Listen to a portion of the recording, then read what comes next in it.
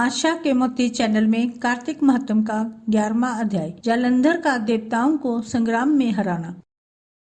नारद जी बोले, हे राजन, उस जालंधर ने शीघ्र ही अपने असुरों की अकूत शक्ति अर्जित कर अमरावती पर अधिकार लिया। एक दिन जालंधर ने असुरों की सभा में बैठे राहु का सिर कटा हुआ देखा तो उसने गुरु शुक्राचार्य से उसका कारण जानना चाहा। शुक्राचार्य ने समुद्र मंथन का सारा हाल उसे कह सुनाया। उन्होंने 14 रत्नों को देवताओं द्वारा लेने और दैत्यों की हार का सारा हाल भी कहा। तब जालंधर अपने पिता के मंथन की बात सुनकर क्रोध से तमतमा उठा। उसने घसमर नामक अपने दूत को इंद्र के पास भेजा। वह दूत स्वर्ग में जाकर सुधर्मा की सभा में प्रवेश कर इंद्र से बोला, मुझे सागर पुत्र जालंधर ने आपके पास भेजा है। उसने जो कहा है आप उसे सुनिए। देवताओं ने मेरे पिता समुद्र को पर्वत से क्यों मथा, फिर उसमें से निकले 14 रत्नों को आपने ही क्यों ले लिया? उन सब को मेरे हवाले करो। इस प्रकार उस दूत के वचन सुन इंद्र ने रोष में भर कर कहा, हे दूत, हमने सागर का मंथन इसलिए किया था क्योंकि उसने पर्वतों को अपनी कोख में छिपा लिया था। उसने देवताओं के बैरी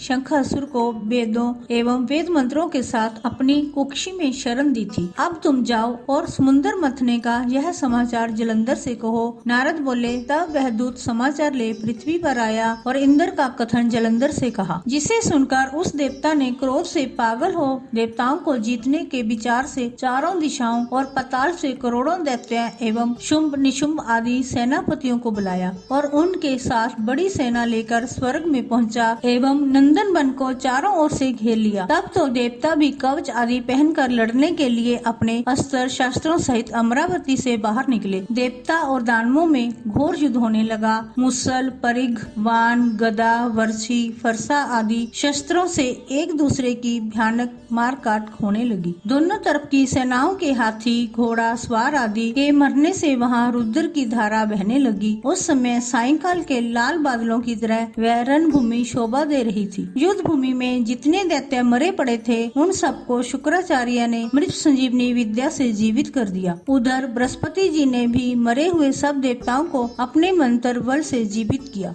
युद्ध में मारे गए देवताओं को पुनः जीवित देखकर जालंधर शुक्राचार्य से कहने लगा कि हमसे मारे हुए देवता फिर कैसे जी उठे? आपकी यह मृत संजीवनी विद्या तो और किसी के पास सुनी ही नहीं है। तब शुक्राचार्य बोले, अंगीरा पुत्र बृहस्पति ने द्रोणाचल पर्वत से दिव्य औषधियाँ मंगवाकर इन देवताओं को जीवित कर दिया है। नारद जी बोले, दैतेंद्रिय जालंधर ने यह सुनकर द्रोणागिरी को भी उखाड़ कर समुद्र में फेंक दिया और संग्राम में आ गया। संग्राम में देवताओं को मरे हुए देख बृहस्पति जी द्रोणागिरी गए, परंतु वहाँ द्रोणागिरी पर्वत नहीं था। तब बृहस्पति जी व्याकुल होकर बोले, देवताओं, यह महादैत्य जालंधर जीतने में नहीं आवेगा क्योंकि यह रुद्र के अंश से उत्पन्न है। इंद्र ने जो शिव जी से कहा था उसे भी याद करो, यह उन्हीं से पैदा हुआ है। बृहस्पति जी की यह बात सुनकर तथा जालंधर से भय मानकर सब देवता चारों ओर 10 दिशाओं को चले गए। जालंधर ने देवताओं को भागते हुए देख शंखनाद करके अमरावती में प्रवेश किया। अब इंद्र आदि देवता